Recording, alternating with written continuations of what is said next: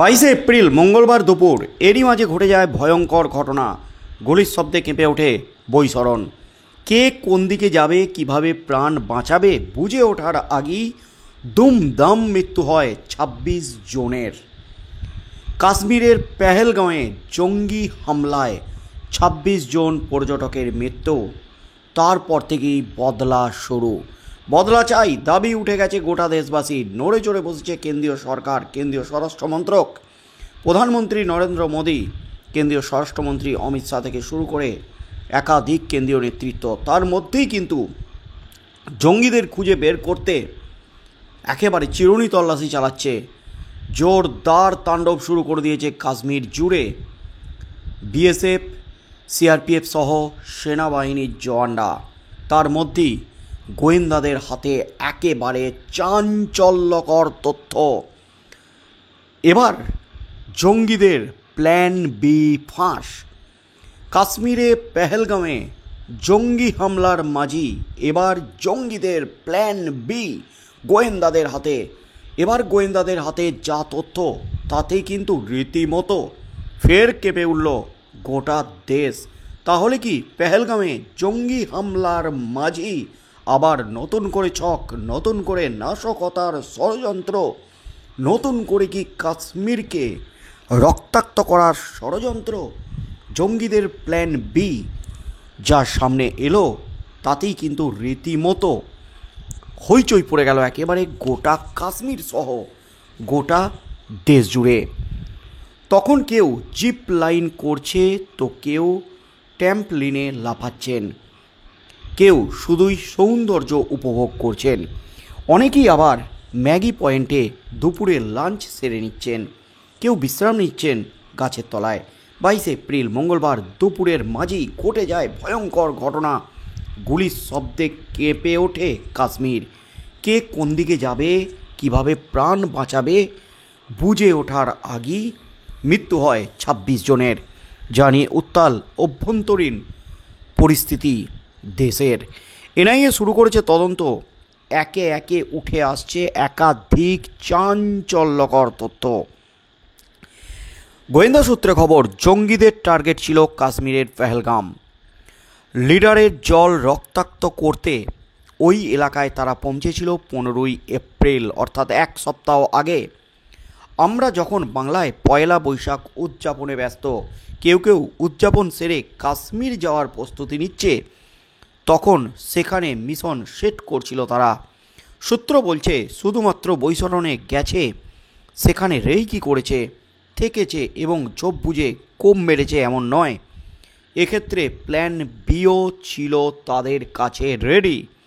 পেহেলগামের দর্শনীয় স্থানগুলির মধ্যে রয়েছে আরু ভ্যালি, বেতাব ভ্যালি, বৈশরণ ও চন্দনওয়ারি। পেহেলগাম গেলে সৌন্দর্য প্রকৃতি উপভোগ করার জন্য এই 4 জায়গায় গিয়ে থাকেন পর্যটকরা। বৈশরণে ঘোড়ায় করে যেতে হয় বলে একটা গোটা দিন পেরিয়ে যায়।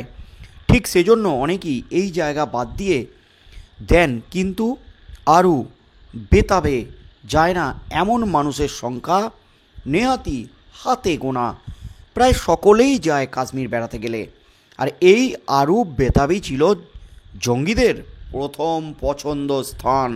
কিন্তু এই কী করে তারা বুঝতে পারে এই দুই এলাকায় কঠোর নিরাপত্তা ব্যবস্থা রয়েছে এবং হামলা চালানো বা হামলার পর এলাকা থেকে পালানো খুব একটা সহজ হবে না। ফলে টার্গেটের তালিকা থেকে এই দুই জায়গাকে বাতিল করা হয়। এরপর একটি স্থানীয় অ্যামিউজমেন্ট পার্ককে বেছে নেওয়া হয়। সেখানেও একই সমস্যা, নিরাপত্তা ব্যবস্থা, ফলে সেটিও তালিকা থেকে বাদ দিতে হয়। একদম শেষে বৈশরণকে বেছে নেয় তারা। দুর্গম পথ, পর্যটকদের ক্ষেত্রে পালিয়ে যাওয়া সহজ নয় সহ একাধিক বিষয়ে মাথায় রেখে এই বৈশরণই হামলা চালানো হয়। এনআইএর রিপোর্ট অনুযায়ী বিদেশি জঙ্গিদের সহায়তা করার জন্য প্রায় 20 জন ওভারগ্রাউন্ড ওয়ার্কস বা OGW এর একটি নেটওয়ার্ক গড়ে উঠেছিল। এদের মধ্যে কয়েকজনকে ইতিমধ্যেই গ্রেপ্তার করা হয়েছে এবং বাকিদের উপর জোরদার নজরদারি চলছে। আজ বৃহস্পতিবার পেহেলগামে পৌঁছেছেন কেন্দ্রীয় তদন্তকারী সংস্থার ডিজি। এলাকা ঘুরে দেখেছেন তিনি। এদিকে গোয়েন্দা সূত্রে আরও জানা গেছে অন্তত 4 জন ওভারগ্রাউন্ড ওয়ার্কস এই হামলার পরিকল্পনা এবং বাস্তবায়নে সরাসরি সহযোগিতা করেছে বলে জানা যাচ্ছে। তাদের মাধ্যমে রেইকি এবং লজিস্টিক সাপোর্টের ব্যবস্থা হয়েছিল। এছাড়াও হামলার আগে 3টি স্যাটেলাইট ফোন ব্যবহারের প্রমাণ পাওয়া গেছে। এর মধ্যে 2টি ফোনের সিগন্যাল ট্রেস করা সম্ভব হয়েছে।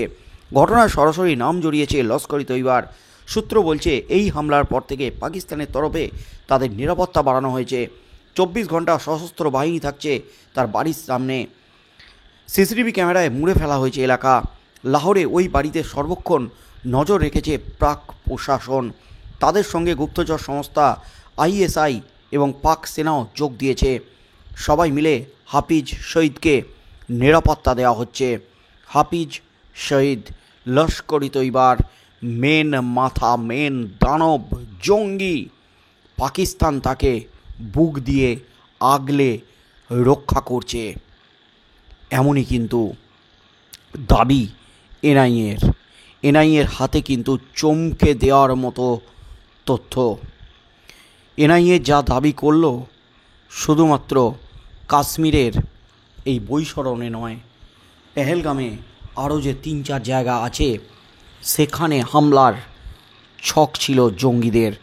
প্ল্যান বি ছিল তাদের রেডি, কিন্তু সেখানে নিরাপত্তা ব্যবস্থা জোরদার বলে সেখান থেকে পালানো সহজ হবে না এবং নিরাপত্তা ব্যবস্থা এতটাই কঠোর এবং সেখানে রাস্তা কিন্তু দুর্গম নয়, তাই সহজেই পর্যটকরা সেখান থেকে পালিয়ে যেতে পারবেন এবং নিরাপত্তা বাহিনীর জওয়ানরা তাদের রক্ষা করতে পারবেন।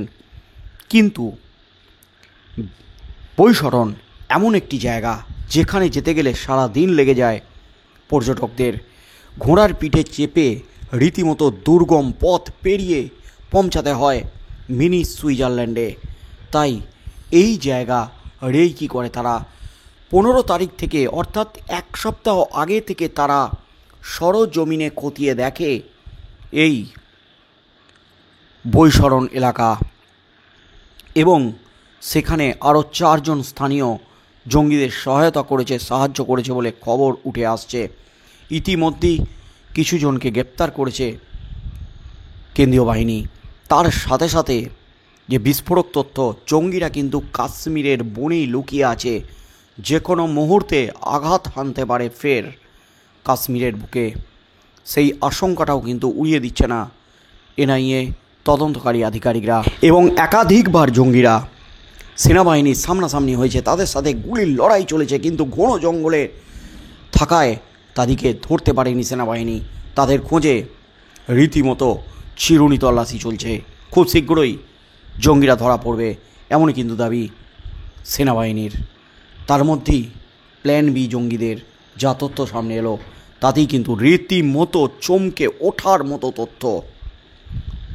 সজাগ কেন্দ্রীয় বাহিনী থেকে শুরু করে বিএসএফ, সেন্ট্রাল ফোর্স থেকে শুরু করে সিআরপিএফ জওয়ানরা, সৈন্যবাহিনী, কাশ্মীর পুলিশ, জঙ্গিরা যাতে ফের আঘাত হানতে না পারে তাই নিরাপত্তা ব্যবস্থা জোরদার করা হয়েছে। কি হতে চলেছে আগামী দিনে, জঙ্গিরা কবে ধরা পড়ে সেদিকে চোখ থাকবে গোটা দেশের।